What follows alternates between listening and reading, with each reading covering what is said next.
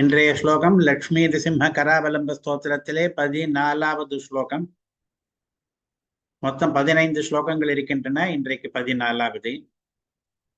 காலே கலௌ து ஜகதாம் பரிபாலனாய ஸ்வராதகான் யதிவரான் பரிகிருஹ்ய பக்தானே கிராமேஷு சஞ்சரசி பக்த பராசயஜ்ஞைஹி லக்ஷ்மி நிருசிம்ம மம தேஹி கராவலம்பம். இந்த ஸ்லோகம் குறிப்பாக சஞ்சாரம் பண்ணுகிற மாலோலன் என்கிற லட்சுமி நிருசிம்மன் விஷயமானது. காலே கலௌ தூ, கலி காலத்திலே, இதற்கு முன்னே பிரகலாத சரித்தம் சொன்னதெல்லாம் வேறு ஒரு யுகத்திலே, ஆனால் இப்பொழுது கலி காலத்திலே ஜகதாம் பரிபாலனாய, உலகங்களையெல்லாம் காப்பாற்ற வேண்டும் என்ற உத்தேசத்துடன், இதற்கு முன் பிரகலாதனை காப்பாற்ற வேண்டும் என்ற உத்தேசத்துடன் ஸ்தம்பேவதாரம் நடந்தது. கம்பத்திலே லட்சுமி நரசிம்மன் அவதரித்தான். இப்பொழுது இந்த அர்ச்சாவதாரம் நடந்திருக்கிறது. இவன் சஞ்சரிக்கிறான். அது எதற்கென்றால் உலகம் மொத்தம் பரிபாலிக்க வேண்டும் என்பதற்காக. ஸ்வராதகான் யதிவரானே, தன்னுக்கு ஆராதகர்களாக யதி சிரேஷ்டர்களை பரிகிரகம் பண்ணி, அழகிய சிங்கர்கள் என்றே திருநாமங்கள் கொண்ட யதி சிரேஷ்டர்களை அகோபில மட்டத்திலே பரிகிரகம் பண்ணி கொண்டான் மாலோலன். பக்தானே, தன்னிடத்திலே பக்தி கொண்ட யதி சிரேஷ்டர்களை தன்னுடைய ஆராதகர்களாக ஏற்றுக்கொண்டு, கிராமேஷு சஞ்சரசி, கிராமங்களிலெல்லாம் சஞ்சாரம் பண்ணுகிறாய் நீ லட்சுமி நரசிம்மா. இதுவே ஒரு விசித்திரம். ஏனென்றால் எந்த திவ்ய தேசத்திலேயும் பிரதிஷ்டை பண்ணப்பட்ட பெருமாளானவர் பல கிராமங்களிலே சஞ்சாரம் பண்ணுவதையே முக்கியமாக கொண்டிருப்பதில்லை. ஏதாவது சில சமயங்களில் உற்சவ காலங்களிலே கிராமங்களுக்கு சஞ்சாரம் பண்ணிவிட்டு திரும்பி எழுந்தருளி விடுவார். ஆனால் இந்த மாலோல லட்சுமி நரசிம்ம பெருமாளானவர் எப்பொழுதும் கிராமங்களிலேயே சஞ்சரித்துக் கொண்டிருக்கிறார்.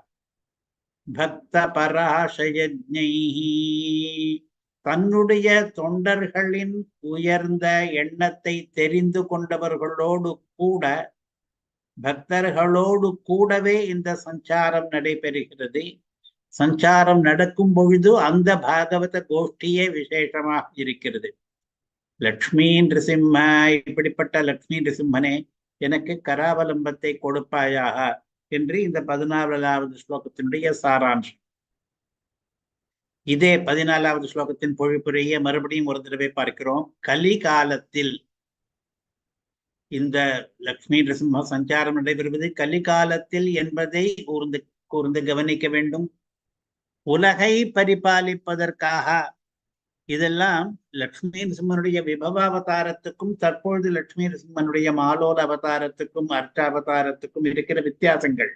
கலிகாலத்தில் என்பது ஒரு வித்தியாசம், உலகை பரிபாலிப்பதற்காக என்பது இரண்டாவது வித்தியாசம், தன் ஆராதகர்களாக யதிவரர்களான பக்தர்களை பரிகிரகம் பண்ணி கொண்டு என்பது மூன்றாவது வித்தியாசம். அப்படி கிடையாது விபவாவதாரத்திலே. கிராமங்களிலே சஞ்சாரம் பண்ணுகிறாய் என்பது 4வது வித்தியாசம். 5வதும் வித்தியாசம்தான், பக்தர்களோடு பாகவதர் கோஷ்டியோடு கூட சஞ்சாரம் நடக்கிறது என்று.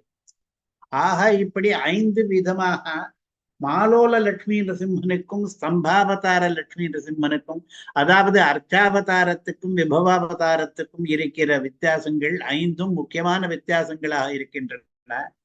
இப்படி அர்ச்சாவதாரத்திலே எழுந்தருளி இருக்கிற லட்சுமி நரசிம்மனே, எனக்கு உன் கராவலம்பத்தை கொடு என்றார். இந்த ஸ்தோத்திரத்திலே இதற்கு முன் விபவாவதார லட்சுமி நரசிம்மனை ஸ்துதித்தார்.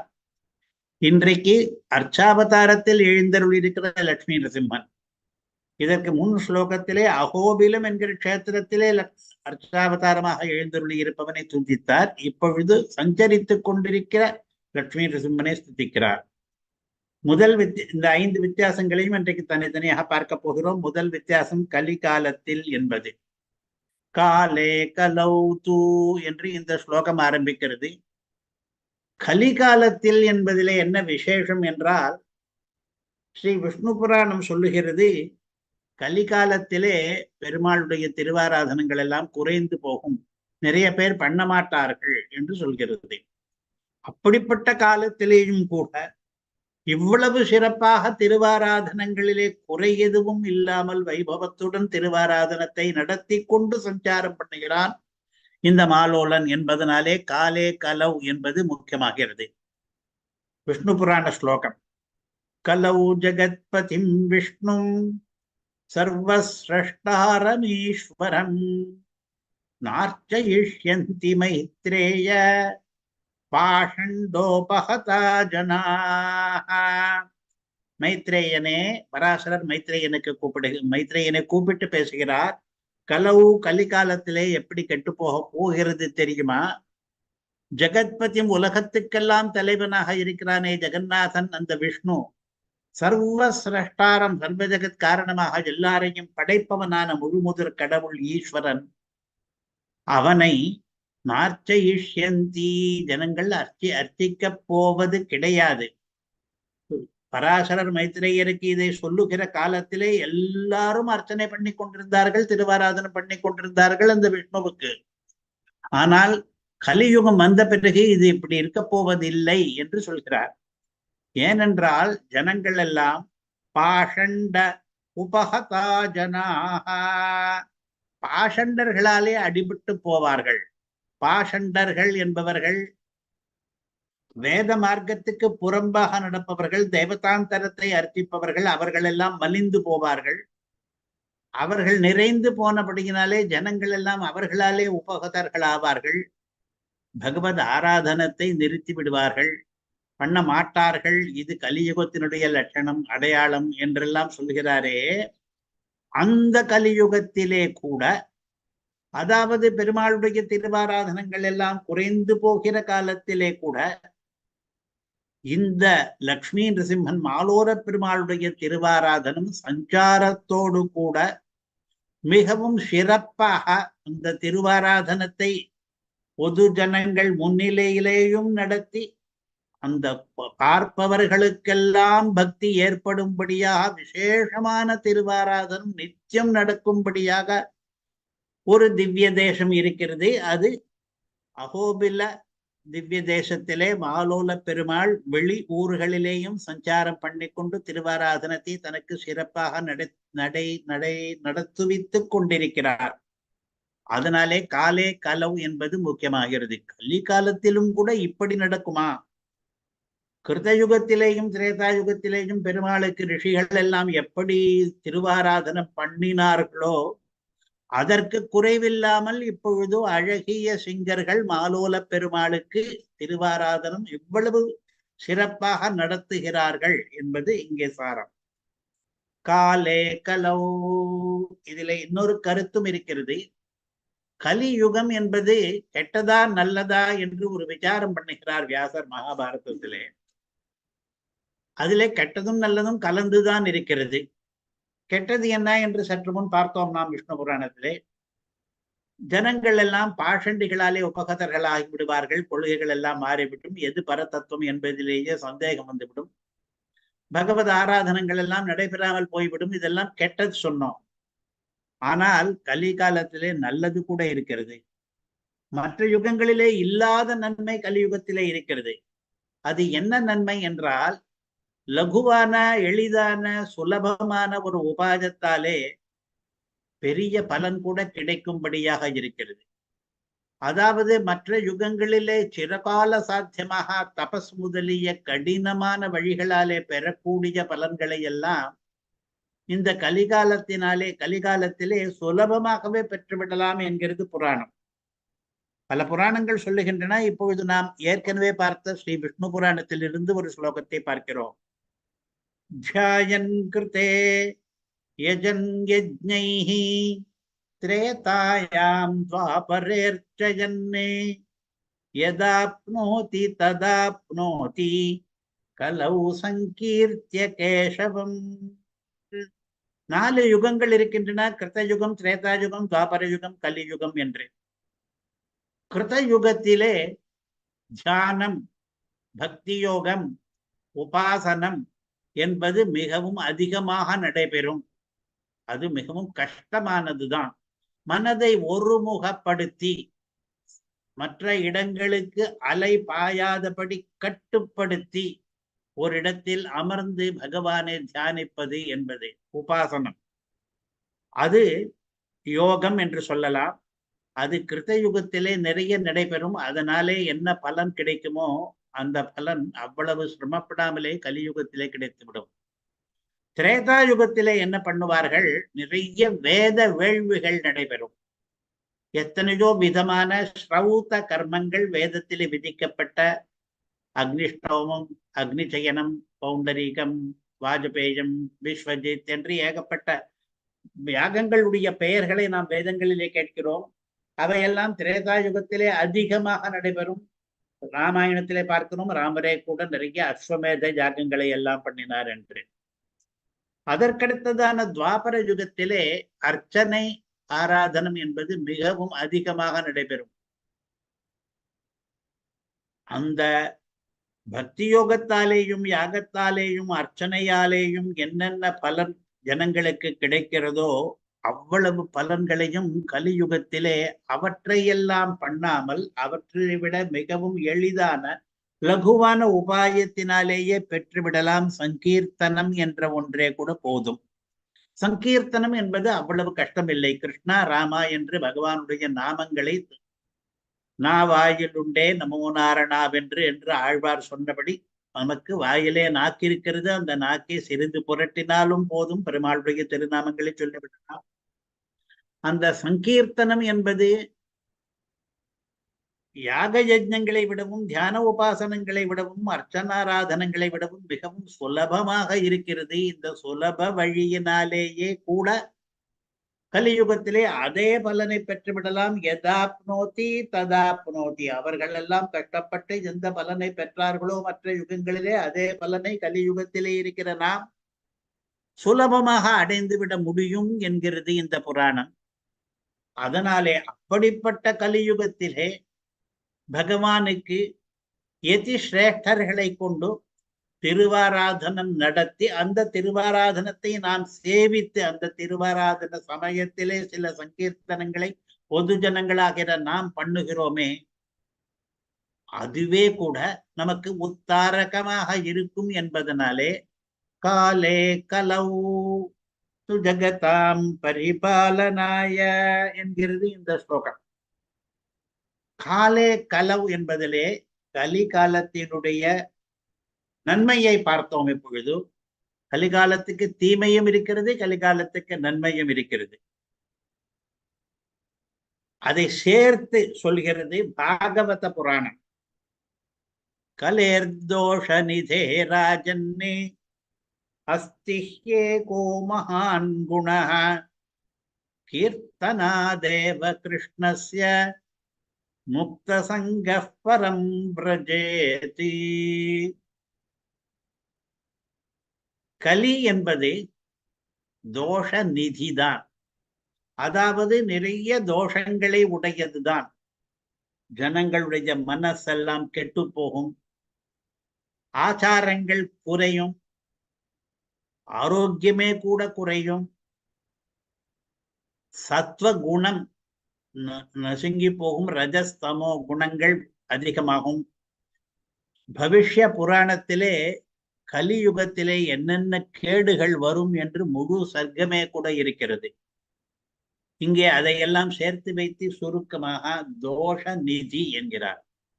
தோஷங்கள் நிறைய கொண்டிருக்கிற இந்த கலியுகத்திலே ராஜன் ராஜாவே ரிஷி ராஜாவுக்கு சொல்லுகிறார், அஸ்திஹ்யே கோ மகான் குணஹ. இதிலே கூட ஒரு பெரியதொரு குணம் இருக்கிறது, நன்மை இருக்கிறது. கலிகாலத்திலே கூட நிறைய தோஷங்கள் இருப்பது வாஸ்தவம்தான், ஆனால் ஒரு நன்மை இருக்கிறது. காளிதாசன் ஒரு இடத்திலே சொன்னான், நிறைய குணங்கள் இருக்கிற இடத்திலே ஒரு தோஷம் இருந்தால் சந்திரனுக்கு களங்கம் இருப்பது போல அதை நாம் பொருட்படுத்த வேண்டாம் என்று. ஏகோ ஹி தோஷோ குணசன்னிபாதே என்கிற ஸ்லோகத்திலே ஆனால் அதற்கு விபரீதமாக கலிகாலத்துல எப்படி இருக்கிறது, ஏகோஹி குணஹ, தோஷம்தான் நிறைய இருக்கிறது, ஆனால் அதிலே ஒரு குணம் இருக்கிறது, நாம் அதை பயன்படுத்தி கொள்ள வேண்டும். கலிகாலத்துக்கு என்ன குணம் இருக்கிறது என்று கேட்டால், கீர்த்தனா தேவ கிருஷ்ணஸ்ய முக்த சங்க பரம் பிரஜேதி. கிருஷ்ணனை கீர்த்தித்தாலே போரும், பாட்டு பாடினாலே போரும், அவனுடைய கதையை பிரவச்சனம் பண்ணினாலே போரும், அவனுடைய நாம சங்கீர்த்தனம் பண்ணினாலே போரும். இது சுலபமான வழியாக இருக்கிறது. மனசை ஒருமைப்படுத்தி ஒருமதி அன்பர் என்று சொல்லும்படியாக அவ்வளவு சிரமங்கள் எல்லாம் பட வேண்டாம். சிரம சாத்தியமான யாக யஜ்ஞங்களை எல்லாம் பண்ண வேண்டாம். மிக சுலபமாக தன்னுடைய நாக்கை கொஞ்சம் புரட்டினால் போதும். அதனாலேயே கீர்த்தனாதி ஏவ, அந்த சின்ன உபாயத்தினாலேயே முக்த சங்க பரம் விரஜேதி, சங்கங்கள் எல்லாம் விடுபட்டு போய் பரமாத்மாவை போய் சேர்ந்து விடுவான். கலிகாலத்தினுடைய குணம் அது. மற்ற சூழ்நிலைகளை எல்லாம் சரியாக அமையாத சமயத்திலும் கூட ஒருவன் நாம சங்கீர்த்தனம் பண்ண முடிந்தது, பகவத் கதாமிருத்தத்தை பருக முடிந்தது என்றால் அவனுக்கு அது விசேஷம். கிருத யுகத்திலே அப்படி பண்ணுவது அவ்வளவு விசேஷம் இல்லை, எல்லாரும் தான் பண்ணுகிறார்கள். சூழ்நிலை அதற்கு மிகவும் சாதகமாக இருக்கிறது. நிறைய பேர் கீர்த்தனமும் பண்ணுவார்கள், தியானமும் பண்ணுவார்கள், ஜபமும் பண்ணுவார்கள், ஹோமமும் பண்ணுவார்கள். அந்த சமயத்திலே ஒருவன் அதே மாதிரி பண்ணினால் அவனுக்கு அவ்வளவு புண்ணியம் வராது.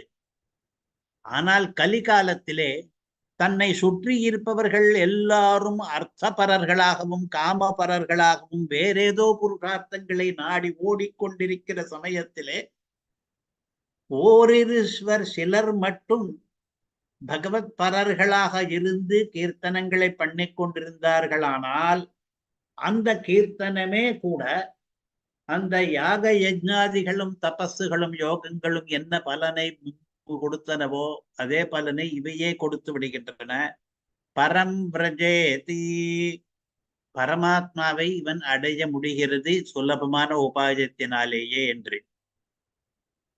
வியாசர் ஒரு தடவை கலி சாது, ஸ்திரீ சாது, சூத்ர சாது என்று அருளி செய்தாராம். எவரவர்களுக்கு கடமை குறைவாக இருக்கிறதோ அவர்கள் அதை பயன்படுத்திக் கொள்ளலாம். எந்தெந்த காலத்திலே லகுபாயத்தினாலே பலன் கிடைக்கிறதோ அந்த காலத்துக்கு எவ்வளவோ தோஷங்கள் இருந்தாலும் கூட அதில் இருக்கிற நன்மையை நாம் கணிக்க வேண்டும் என்று. இப்பொழுது கலிகாலத்திலே தோஷ நிதியாக இருக்கிற காலத்திலே மாலோலன் சஞ்சாரம் பண்ணுகிறார் என்றால் அது இந்த கலிகாலத்துக்கு அவசியமாயிருக்கிறது. காலே கலௌது ஜகதாம் பரிபாலனாய சஞ்சரசி. எதற்காக சஞ்சரிக்கிறார்? ஜகதாம் பரிபாலனாய, உலகங்களை எல்லாம், அதாவது உலக ஜனங்களை எல்லாம் பரிபாலனம் பண்ண வேண்டும், ரட்சிக்க வேண்டும் என்பதற்காக நம்மை தேடி வந்து தானாக சஞ்சரித்து வந்து ஊராக வந்து நம்மை வந்து ரட்சிக்கிறார் மாலோலன். அது இந்த மாலோலனுக்கு இருக்கிற தனி பெருமை.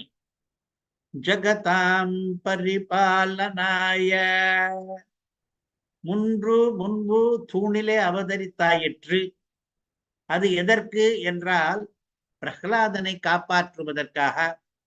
பக்தஸ்ய தானவசிஷோ பரிபாலனாய, இதே பரிபாலனாய என்கிற பதம் அங்கேயும்.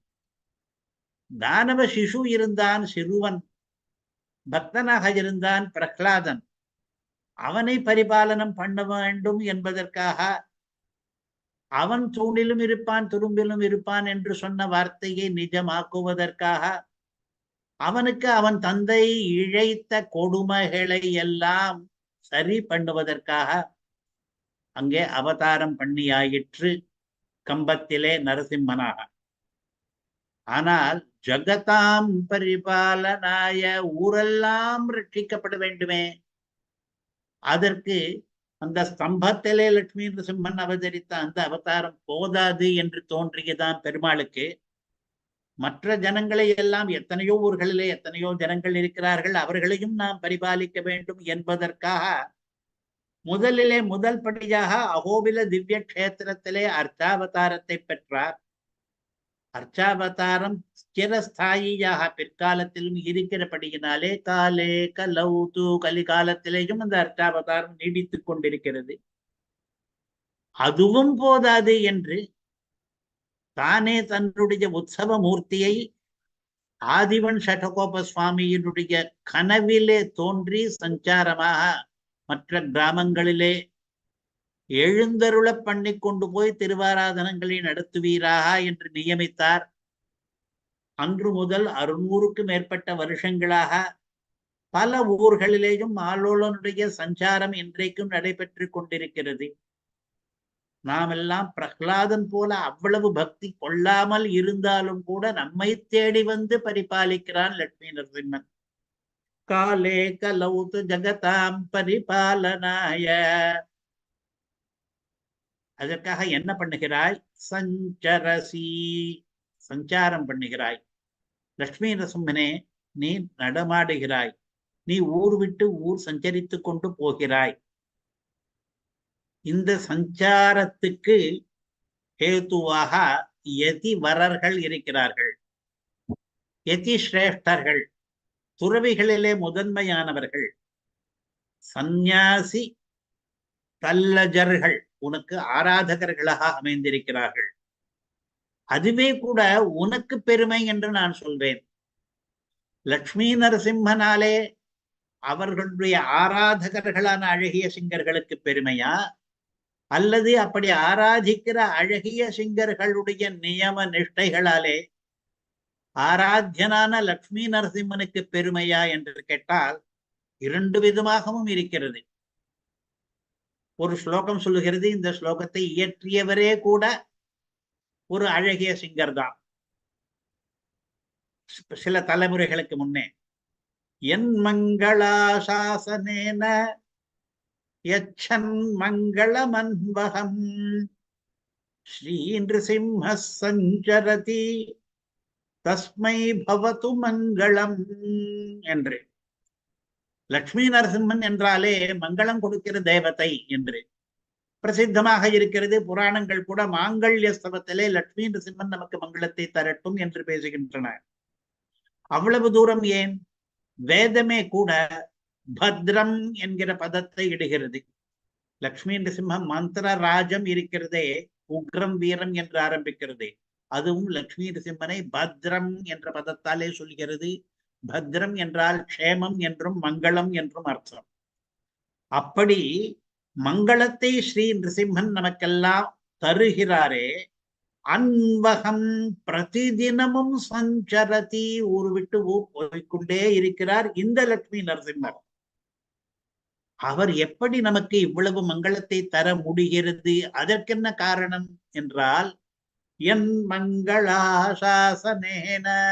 இங்கே எச்சப்தம் யாரை குறிக்கிறது என்றால் ஆதிவன் ஷடகோபஜெயரை குறிக்கிறது. முதல் அழகிய சிங்கரான ஆதிவன் ஷடகோபர் இந்த லட்சுமி நரசிம்மனை மங்களாசாசனம் பண்ணினார். அகோபிலத்துக்கே சென்று சேவித்து மங்களாசாசனம் பண்ணினார். அப்பொழுதுதான் நரசிம்மன் அவருக்கு சில ஆணைகளை இட்டான், சில நியமனங்களை பண்ணினான். அதன்படி அவர் அகோபில மடத்தை நிறுவினார்.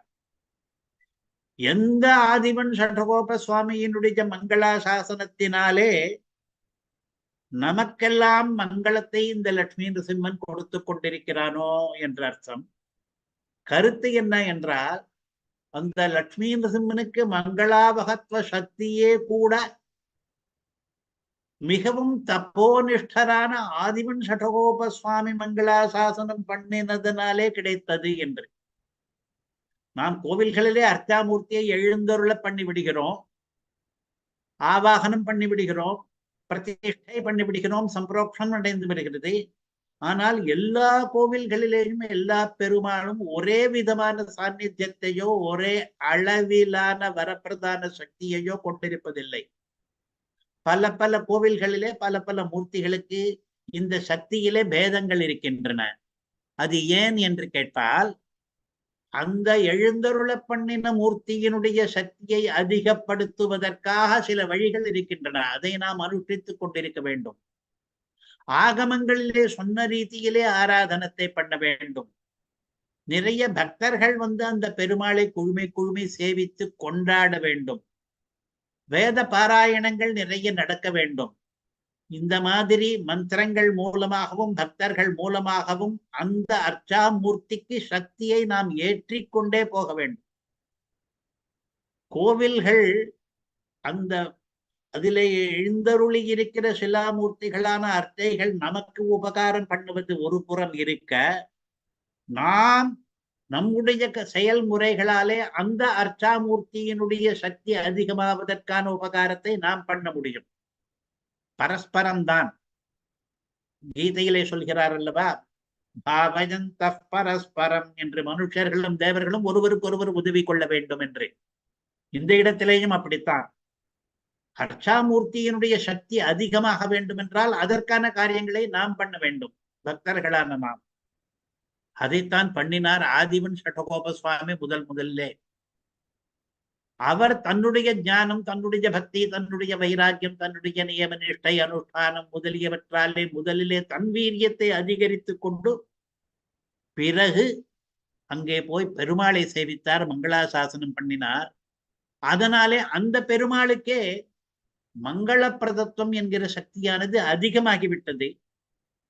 அதனாலே ஆதிவன் சடகோப சுவாமியினுடைய மங்களாசாசனத்தினாலே நமக்கெல்லாம் மங்களத்தை கொடுத்து கொண்டு அன்பகம் சஞ்சரத்தை ஒவ்வொரு நாளும் ஊர் விட்டு ஊர் சஞ்சாரம் பண்ணிக்கொண்டே இருக்கிறார் ஸ்ரீ நிருசிம்மா. தஸ்மை, அப்படிப்பட்ட அந்த ஆதிவன் சடகோப சுவாமிக்கு பவது மங்களம். நாம் எல்லாம் மங்களம் பாடுவோம். நாம் யாருக்கு மங்களம் பாடுகிறோம் என்றால், எந்த சுவாமியானவர் தன்னுடைய மங்களாசாசனத்தினாலே நிருசிம்மனையே மங்கள தெய்வத்தமாக ஆக்கி இருக்கிறாரோ, நிருசிம்மனுடைய மங்களம் அன்பகம் வெவ்வேறு ஊர்களுக்கு பரவும்படியாக பண்ணி இருக்கிறாரோ அந்த சுவாமிக்கு மங்களம் என்று. இது ஆதிவன் சடகோப மங்களம் என்கிற கிரந்தத்திலே ஒரு ஸ்லோகம். இங்கே எதற்காக வருகிறது என்றால், இதிலே சஞ்சாரத்தை பற்றியும் ஆராதிக்கிற யதிவரர்களை பற்றியும் பேச்சு இருக்கிறதுனாலே.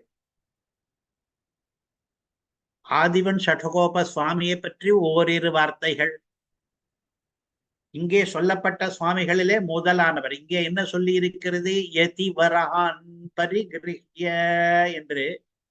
யதிவரர்கள், அழகிய சிங்கர்கள் என்று பெயர் கொண்ட யதிவரர்கள் ஸ்வாராதகான், தன்னுடைய ஆராதகர்களாக அவர் ஏற்றுக்கொண்டிருக்கிறார் என்று இந்த ஸ்லோகம் சொல்லுகிறதே. அந்த யதிவரர்களிலே முதலாமவர், அவருடைய தனியன் பிரபத்யே நிரவத்யானாம் நிஷத்யாம் குணசம்பதாம் சரணம் பவபீதானாம் ஷடகோபமுனீஸ்வரம் என்பது. இந்த ஆதிவன் சடகோப சுவாமியானவர் அகோபிலம் மடத்து சிஷ்யர்களுக்கு மட்டுமில்லாமல் முனித்திரிய சம்பிரதாயத்தினருக்கும் கூட சேர்ந்து எல்லாருக்குமாக ஆச்சாரியரானவர். ஸ்ரீபாஷ்ய குரு பரம்பரையிலே ஆதிவன் சடகோப சுவாமி தனியனே சொல்லாமல் யாருமே ஸ்ரீபாஷ்யம் சேவிப்பது கிடையாது. இப்பொழுது அவருடைய இந்த தனியன் தான் இப்பொழுது பார்த்தோம். இந்த தனியனிலே அவரை பற்றி என்ன விசேஷம் சொல்லி இருக்கிறது என்றால், முதல் பூர்வார்த்தத்திலே அவருடைய குண சம்பத், குண செல்வத்தை பற்றி பேசுகிறது. இவ்வளவு ஆத்ம குணங்கள் பொருந்தியவராக ஒரு ஆச்சாரியர் எழுந்தருளி இருக்கிறார்.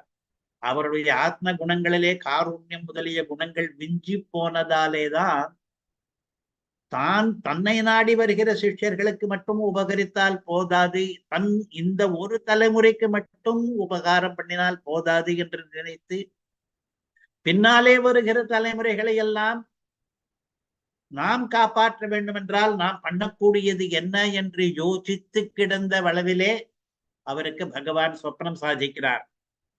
பகவானுடைய நியமனப்படி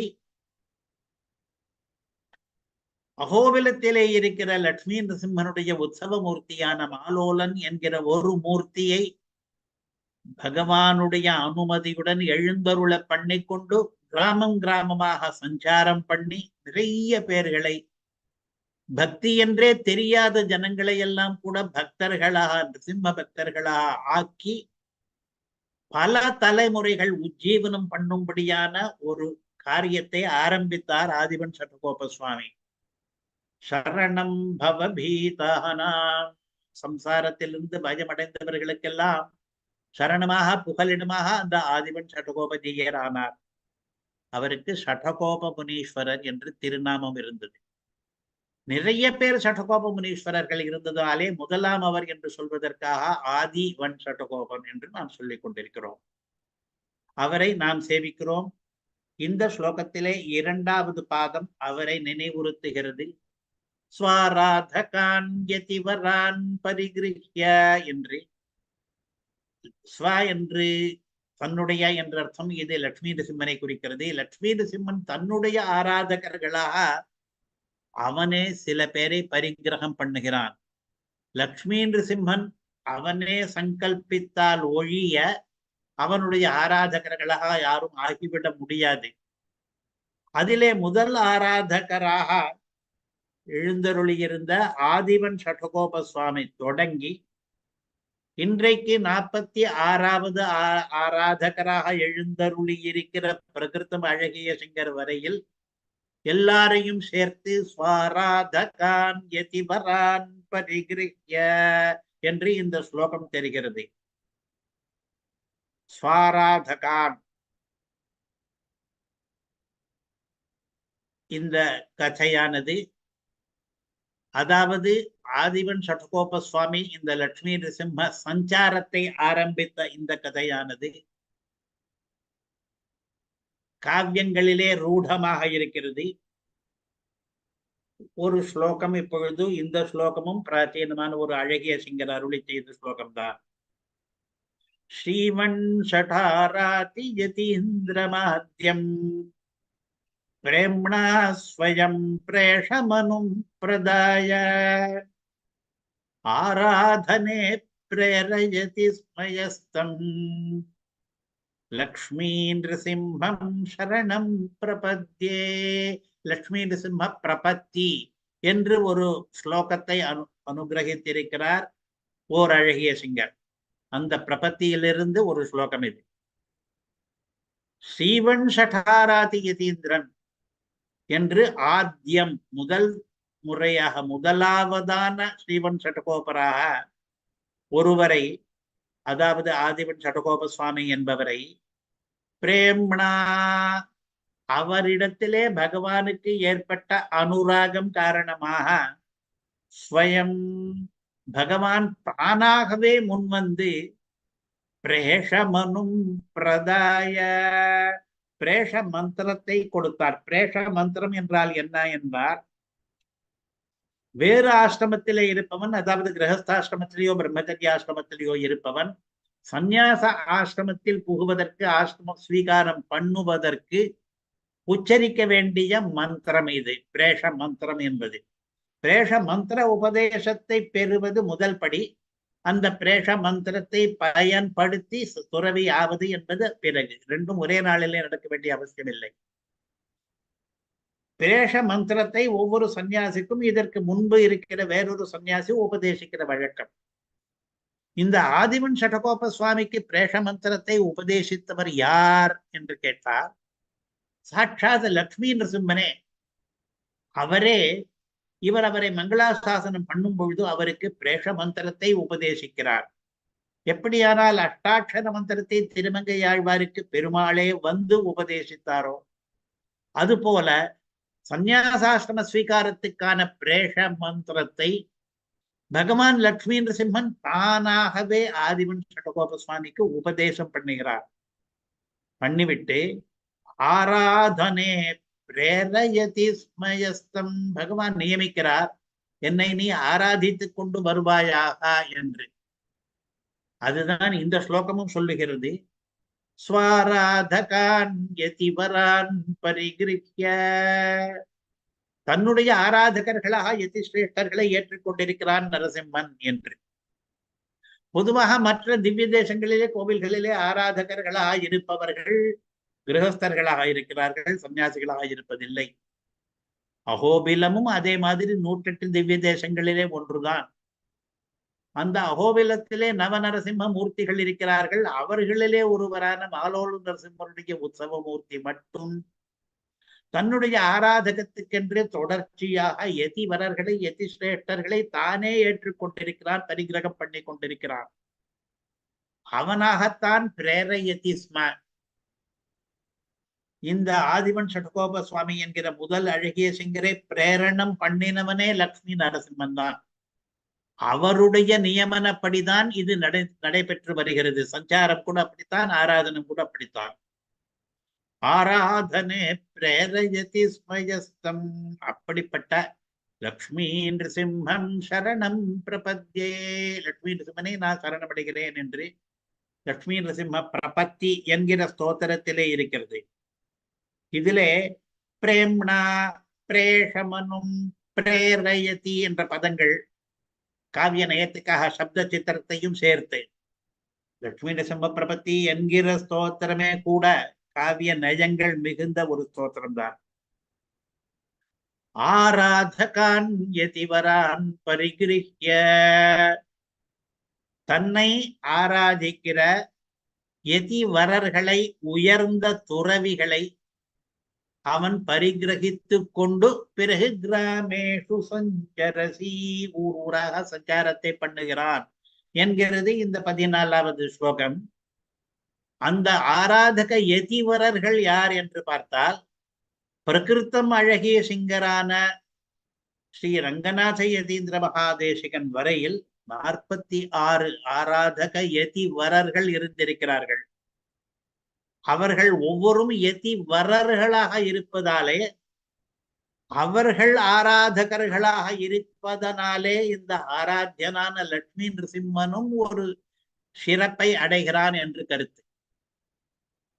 தற்பொழுது பிரகிருத்தம் அழகிய சிங்கரை நாம் சேவித்துக் கொள்வோம். ஸ்ரீமதே ஸ்ரீவன் ஷடகோப ஸ்ரீ ரங்கநாத யதீந்திர மகாதேசிகாய நமஹ. இவர் இப்பொழுது இருக்கிற ஆராதக யதிவரர். ஸ்வாராதகான் யதிவரான் பரிகிருஹ்ய. இதற்கு முன்பு 45வது பட்டத்தில் இருந்தவர் லட்சுமி நிருசிம்ம ஆராதக யதிவரர். ஸ்ரீமதே ஸ்ரீவன் ஷடகோப திவ்ய பாதுகா சேவக ஸ்ரீ நாராயண யதீந்திர மகாதேசிகாய நமஹ என்று அவரையும் சேவித்துக் கொள்வோம். ஸ்வாராதகான் யதிவரான் பரிகிருஹ்ய என்பதிலே இந்த ஸ்லோகத்தையே இயற்றி அருளினாரே, லட்சுமி நிருசிம்ம கராவலம்ப ஸ்தோத்திரத்தை இயற்றி அருளி செய்தவர். இப்பொழுது 14வது ஸ்லோகத்திலே அந்த அழகிய சிங்கர்களை பற்றி பிரசம்சித்து எழுதுகிறார். அந்த யதிவரர் ஸ்ரீமதே ஸ்ரீவன் ஷடகோப ஸ்ரீ வேதாந்த தேசிக யதீந்திர மகாதேசிகாய நமஹ. எல்லா அழகிய சிங்கர்களையும் நாம் இந்த ஸ்லோகத்தை அனுசந்திக்கும் பொழுது மனதிலே கொண்டு வர வேண்டும். ஸ்வராஜகான் யதிவரான் பரிகிருஹ்ய என்று இயற்றினதற்கு அதுதான் காரணம். அழகிய சிங்கர்கள் ஆலே அழகிய சிங்கனுக்கு ஏற்றம் என்று. அதற்கு முன்பு தேவனார் விளாகம் ஸ்ரீமத் அழகிய சிங்கர் ஸ்ரீமதே ஸ்ரீவன் ஷடகோப ஸ்ரீ வீரராகவ ஷடகோப யதீந்திர மகாதேசிகாய நமஹ. அதற்கு முன்பு இஞ்சிமேட் அழகிய சிங்கர் ஸ்ரீமதே ஸ்ரீவன் ஷடகோப ஸ்ரீரங்க ஷடகோப யதீந்திர மகாதேசிகாய நமஹ என்று அதற்கு முன் இன்னும் நிறைய, மொத்தம் 46 எண்ணிக்கை நமக்கு இருக்கிறது. இவ்வளவு அழகிய சிங்கர்களாலே ஆராதிக்கப்படுகிற சிறப்பை பெற்ற லட்சுமி நிருசிம்மனே, எனக்கு கராவலம்பத்தை கொடுப்பாயாக என்று இங்கே பிரார்த்தனை. சஞ்சரசி கிராமேஷு சஞ்சரசி. கிராமங்களிலே நீ சஞ்சாரம் பண்ணுகிறாய். இந்த சஞ்சாரம் என்பதே கூட மாலோலனுக்கு மட்டும் ஏற்பட்ட தனி சிறப்பு. மதுராந்தகம் கலாசாலையிலே இதற்கு முன்பு பாதூர் ஸ்ரீ உவே ராகவாச்சாரிய சுவாமி என்று ஒருவர் எழுந்தருளியிருந்தார். அவருக்கு சரள கவி என்கிற பிருதம் இருந்தது. அவர் சம்ஸ்கிருதத்திலே நிறைய கவிதைகளை பாடுவார், ஸ்லோகங்களை சரளமாக சகஜமாக ஏற்றுவார். சரளமாக என்றால் அந்த ஸ்லோகத்தினுடைய அர்த்தம் நமக்கெல்லாம் எளிதில் புரியும்படியாக எழுதுவார். இஞ்சிமேடு அழகிய சிங்கருடைய சிஷ்யர்களிலே ஒருவர். இஞ்சிமேடு அழகிய சிங்கருடைய சரித்திரத்துக்காகவே ஒரு காவியத்தை அவர் இயற்றியிருக்கிறார். அந்த காவியத்துக்கு வைபவ சுதா என்று பெயர் வைத்திருக்கிறார். அதை இஞ்சிமேடு அழகிய சிங்கரே கட்டாட்சித்து அனுகிரகித்தாயிற்று. அந்த காவியத்திலே லட்சுமி நரசிம்மருடைய சஞ்சார வைபவத்தை பற்றி நிறைய எழுதியிருக்கிறார் இஞ்சிமேடு அழகிய சிங்கர். லட்சுமி நரசிம்மனோடு கூட பல பல கிராமங்களிலே சஞ்சாரம் பண்ணினதை பற்றி. சஞ்சரசி என்று இங்கே சொல்லும் பொழுது அதை நினைக்க தோன்றுகிறது.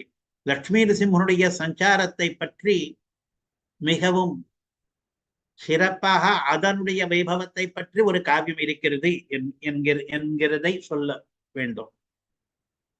லக்ஷ்மி நிருசிம்ம மமதேஹி கராவலம்பம். லக்ஷ்மி நிருசிம்மனே, எனக்கு இது வழக்கம் போல 4வது பாதத்திலே எனக்கு கராவலம்பத்தை நீ கொடுப்பாயாக என்று. ஆனால் ஒவ்வொரு ஸ்லோகத்திலும் இந்த முக்குட்டம் வரும் பொழுது அந்த ஸ்லோகத்திலே முன் சொன்னதோடு கூட அன்வயித்துக் கொள்ள வேண்டும். லக்ஷ்மி நிருசிம்மனே, நீ ஜெகதாம் பரிபாலனாய உலகத்தாரை எல்லாம் காப்பாற்ற வேண்டும் என்றுதானே நீ சஞ்சரித்துக் கொண்டிருக்கிறாய். அப்படி உன்னாலே பரிபாலனீயர்களிலே நானும் ஒருவன் தானே.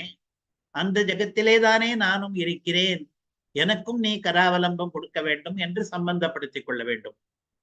உன்னுடைய சங்கல்பமே பக்த ஜனங்கள் எல்லாரையும் பரிபாலனம் பண்ண வேண்டும் என்ற சங்கல்பம்தான். நீ பண்ணுகிற லோக சஞ்சாரம் என்பதே அதற்காகத்தான். அப்படி இருக்கிற காரணத்தினாலே மம எனக்கும் கூட நீ கராவலம்பத்தை கொடுப்பாயாக என்று 14வது ஸ்லோகம் முடிவடைகிறது. ஒவ்வொரு நாளும் முக்கூர் அழகிய சிங்கருடைய பெருமையை பற்றி ஏதோ ஒரு சம்பவத்தையோ ஒரு ஸ்லோகத்தையோ நாம் பார்த்து கொண்டு வருகிறோம். இன்றைக்கு ஒன்று பார்க்க போகிறோம். முக்கூர் அழகிய சிங்கருடைய பெருமையை பற்றி வில்லிவலம் அழகிய சிங்கர் அருளி செய்த ஸ்லோகம் இன்றைக்கு பார்க்க போகிறது. முக்கூர் அழகிய சிங்கரிடமிருந்தே ஆசிரம ஸ்வீகாரம் பண்ணி கொண்ட அதற்கு அடுத்த அழகிய சிங்கர் முக்கூர் அழகிய சிங்கருடைய பெருமையை பற்றி எழுதின ஸ்லோகம். யோசௌ பிரம்ம புபுத்சூனாம் சௌகர்யார்த்தம் யதீஸ்வரः சர்வேஷாம் பிரம்மசூத்ராணாம் ரம்யான் ஸ்லோகான் முதா கரோதி. எத்தனையோ பெருமைகளை எழுதியிருக்கிறார். நிறைய ஸ்லோகங்கள் இருக்கின்றன. அவற்றிலிருந்து இரண்டு ஸ்லோகங்களை என்று எடுத்து பார்க்கிறோம். இவர் இந்த முக்கூர் அழகிய சிங்கரானவர் பிரம்ம புபுத்சூனாம், பரம்பொருளை அனுபவிக்க வேண்டும் என்று விரும்புகிறவர்களுக்கு, நாம் பிரம்ம ஞானம் பெற வேண்டும், பிரம்ம தரிசனம் பெற வேண்டும், பிரம்ம அனுபவம் பெற வேண்டும் என்றெல்லாம் சிலர் விரும்புகிறார்களே, அவர்களுக்கு உதவுவதற்காக சௌகர்யார்த்தம், அவர்களுக்கு ஒரு சௌகரியம் ஏற்பட வேண்டும் என்பதற்காக ஏற்கனவே பிரம்ம ஞானத்துக்காக கிரந்தங்கள் நிறைய இருக்கின்றன. அதிலே முதலாக கருதப்படுவது பிரம்மசூத்திரம் என்கிற கிரந்தம். பாதராயண மகர்ஷி, அதாவது கிருஷ்ணத்வைபாயன வியாச மகர்ஷிக்குத்தான் பாதராயணர் என்று பெயர். அந்த பாதராயண மகர்ஷி அதாதோ பிரம்ம ஜிஜ்ஞாசா என்று ஆரம்பித்து 565 பிரம்ம சூத்திரங்களை அருளி செய்திருக்கிறார். சூத்திரங்கள் மிகவும் சுருக்கமாக இருக்கும். அதனுடைய அர்த்தங்கள் பாஷ்யங்களை பார்த்தால்தான் புரியும். அதனாலே அந்த சூத்திரங்களாலே பிரம்ம புபுட்சுக்களுக்கு நன்மை ஏற்பட்டாலும் கூட சௌகரியம் கொஞ்சம் குறைவாகத்தான் இருக்கிறது. ஏனென்றால் சூத்திரங்கள் தங்களுடைய கருத்துக்களை உள்ளடக்கி வைத்திருக்கின்றன. யாராவது அவற்றை வெளிக்கொண்டு வந்தால், பாஷ்யம் பண்ணினால்தான் அவை புரிகின்றன.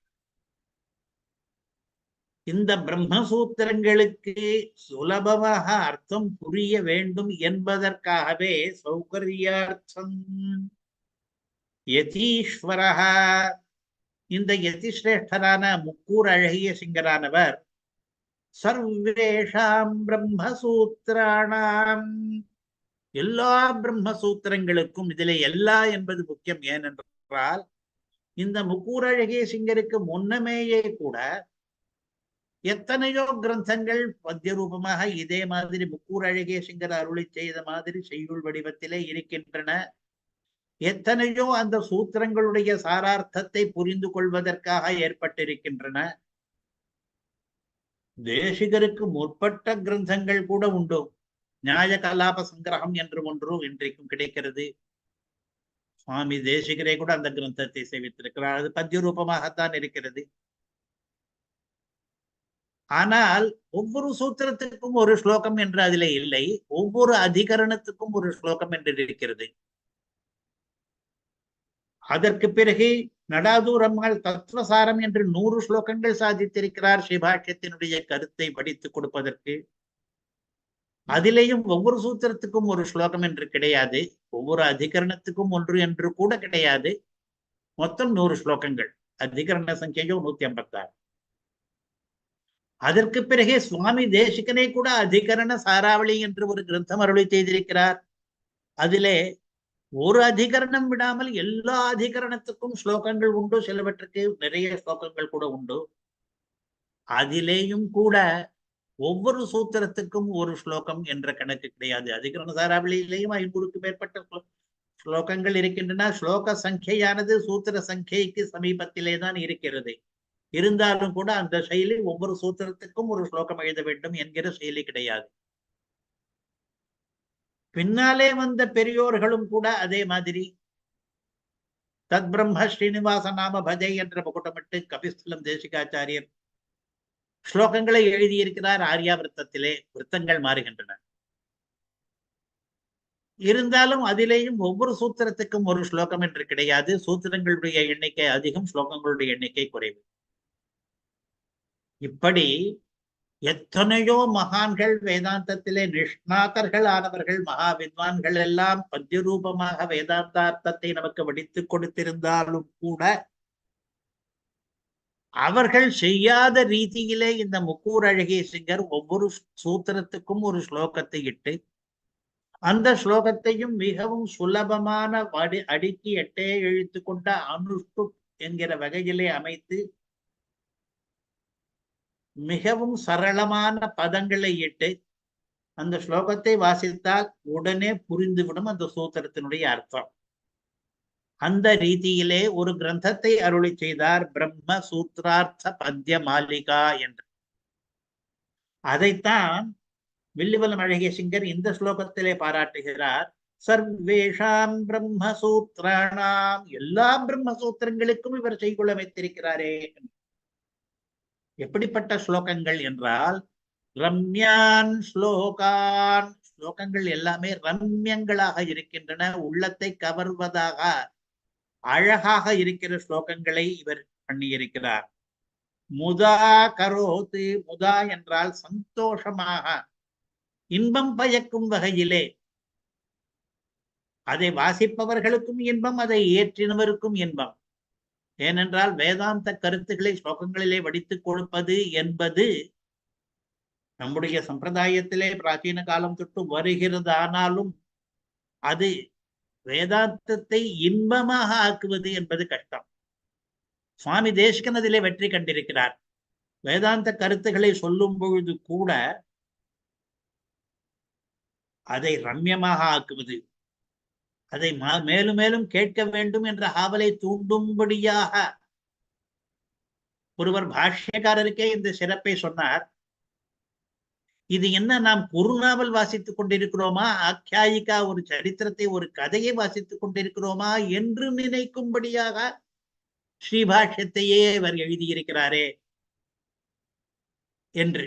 ஆख्यायिகை போல ஸ்ரீபாஷ்யத்தை அவ்வளவு ரம்யமாக மேலே மேலே வாசிக்க வேண்டும் என்று நம்முடைய ஆர்வத்தை தூண்டும்படியான ரீதியிலே கடினமான ஜட்டிலமான பிரம்மசூத்திரார்த்தம் என்பதை நமக்கு இவர் சுலபமாக பண்ணி கொடுத்திருக்கிறாரே ராமானுஜர் என்று ஒரு ஸ்தோத்திரம் இருக்கிறது.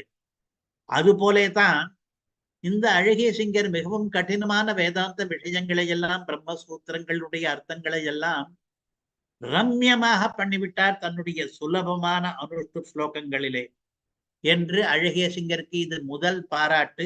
வில்லிவலம் அழகிய சிங்கர் முக்கூர் அழகிய சிங்கரை பாராட்டுகிறார். அதற்கு மேலே ததி ஸ்துதி ஸ்துதி கராவலம்பாத்யாஹ शिष्याणां भक्ति वृद्धये यो करोत् कृपया तस्मै நித்யஸ்ரீர்நித்யமங்களம். நிறைய ஸ்தோத்திரங்களையும் அருளி செய்தார். புதுதாக ஸ்தோத்திரங்களையும் இயற்றினார் முக்கூர் அழகிய சிங்கர். அதிலே ஒரு ஸ்தோத்திரம் தான் நாம் இப்பொழுது அனுபவித்துக் கொண்டிருக்கிறோம், லட்சுமி நிருசிம்ம கராவலம்ப ஸ்தோத்திரம் என்பது. இது போல வேறு சில ஸ்தோத்திரங்களையும் அழகிய சிங்கர் அருளி செய்தது உண்டு. அதனாலே கராவலம்ப ஆத்யாக முதலானவற்றை என்று. எதற்காக இதை அருளி செய்தார்? பிரம்மசூத்திரார்த்த பத்திமாலிகா எதற்காக அருளி செய்தார் என்றால் பிரம்ம புபுத்சூனாம் சௌகரியார்த்தம் என்று பிரம்மானுபவம் பண்ணுபவர்களுக்கு அது எளிதாக கிடைக்க வேண்டும் என்பதற்காக அதை பண்ணினார். இது எதற்கு என்றால் சிஷ்யானாம் பக்தி விருத்தையே, தன்னுடைய சிஷ்யர்களுக்கு தன்னுடைய ஆராத்திய தெய்வமான லட்சுமி நிருசிம்மனிடம் பக்தி வளர வேண்டும் என்பதற்காக இந்த லட்சுமி நிருசிம்ம கராவலம்ப ஸ்தோத்திரம் முதலியவற்றை செய்திருக்கிறார். யோ கரோத்து, எந்த அழகிய சிங்கரானவர் இந்த ஸ்துதிகளை பண்ணினாரோ கிருபையா, கிருபையின் காரணமாக அருளை செய்தார். அவருடைய அருள் அவரை இந்த ஸ்லோகங்களை இயற்ற வைத்தது. தஸ்மை, அப்படிப்பட்ட முக்கூர் அழகிய சிங்கருக்கு நித்ய ஸ்ரீர் நித்ய மங்களம் என்று மங்களம் பாடுகிறார் வில்லிவலம் அழகிய சிங்கர். வில்லிவலம் அழகிய சிங்கர் இந்த ஸ்லோகத்தை இயற்றியது தான் பட்டத்துக்கு வருவதற்கு முன்னர், அதாவது தன்னுடைய கிரகஸ்தாசிரமத்திலே. அதனாலே அவருடைய கிரகஸ்தாசிரம படத்தையும் பார்க்க சேவிக்கிறோம். அவர் அருளி செய்த ஸ்லோகங்களுடைய தமிழ் அர்த்தத்தை கடைசியாக சேவித்து இன்றைக்கு முடித்து விடலாம். முக்கூர் அழகிய சிங்கருக்கு எத்தனையோ பெருமைகள் இருக்கின்றன. இந்த ஸ்லோகத்திலேயே கூட, இந்த ஸ்லோகங்களிலேயே கூட வேறு சில ஸ்லோகங்கள் நான் சொல்லவில்லை. அவற்றிலெல்லாம் ஒவ்வொரு ஸ்லோகத்திலும் ஒரு பெருமையை சாதித்துக் கொண்டே போகிறார். அந்த பெருமைகளுக்குள்ளே இரண்டு பெருமைகள் இவ்விரண்டு ஸ்லோகங்களிலேயே இருக்கின்றன. முதல் பெருமை, பிரம்ம ஞானம் பெறுவது என்பதை எளிமைப்படுத்தும் விதமாக பிரம்மசூத்திரங்களுக்கு ரம்யமான ரீதியிலே பத்திய வடிவத்தை கொடுத்தார் என்பது முதல் பெருமை. இரண்டாவது பெருமை, தன்னுடைய சிஷ்ய ஜனங்களுக்கு பக்தி வளர்வதற்காக கராவலம்ப ஸ்தோத்திரம் முதலிய சில ஸ்துதி கிரந்தங்களை ஏற்றினார் என்பது இரண்டாவது பெருமை. மேலும் சில பெருமைகளும் அந்த கிரந்தத்திலே வில்லிவலம் அழகிய சிங்கர் தன்னுடைய பூர்வாசிரமத்திலே இயற்றி அருளிய முக்கூர் அழகிய சிங்கருடைய ஸ்துதி விஷயமான ஸ்தோத்திரத்திலே இருக்கின்றன. இப்படி இவ்வளவு பெருமை வாய்ந்த முக்கூர் அழகிய சிங்கர் இயற்றிய லட்சுமி நிருசிம்ம கராவலம்ப ஸ்தோத்திரத்தை நாம் ரசித்துக் கொண்டு வருகிறோம். அடுத்த தினத்திலே இது முடிவடைய போகிறது. முடிவு ஸ்லோகத்திலே பல ஸ்ருதி இருக்கிறது. இவ்வளவு நாட்களாக லட்சுமி நிருசிம்ம கராவலம்ப ஸ்தோத்திரத்தை ரசித்துக் கொண்டு வருகிற நமக்கு அதனாலே என்னென்ன பலன்கள் கிடைக்கும் என்பதை அடுத்த வாரம் பார்க்க போகிறோம். ஸ்ரீமதே ஸ்ரீவன் ஷடகோப ஸ்ரீ வேதாந்த தேசிக யதீந்திர மகாதேசிகாய நமஹ.